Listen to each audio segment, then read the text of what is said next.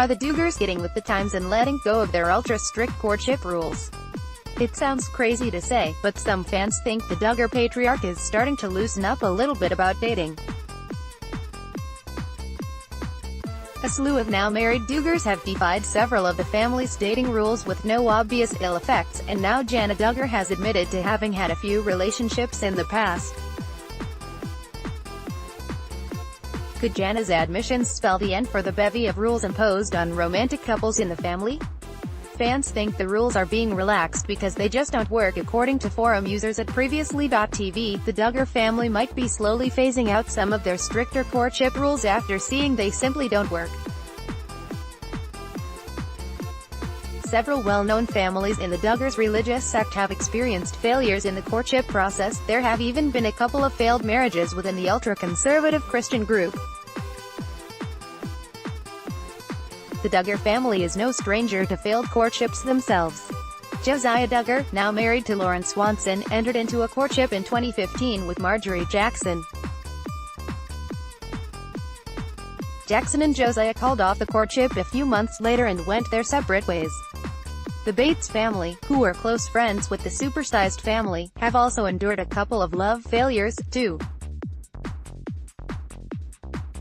Nathan Bates ended a courtship when it became clear that his wants didn't align with the wants of his New York City-based lady friend. Zach Bates also called it quits with a former love before meeting and marrying his current wife.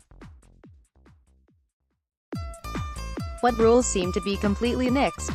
Eagle-eyed fans have noticed that Ginger, Joanna, Josiah, and John all engaged in full frontal hugs prior to their marriage. During Jessa, Jill and even Joshua's courtships, full frontal hugs were completely off the table. Couples were allowed to side hug during the courtship and moved on to hand-holding once engaged, but any additional physical affection was prohibited. Joshua Duggar, Michelle, and Jim Bob's firstborn was the first to court and appeared to have the strictest rules surrounding physical affection. Not only were Josh and Anna not allowed to spend a second alone together, but there was a strict halt on anything that could be considered affectionate touching. We all know how that ended up working out. All has not always been well for Josh and Anna. Jessa and Ben Seawald abided by similar rules.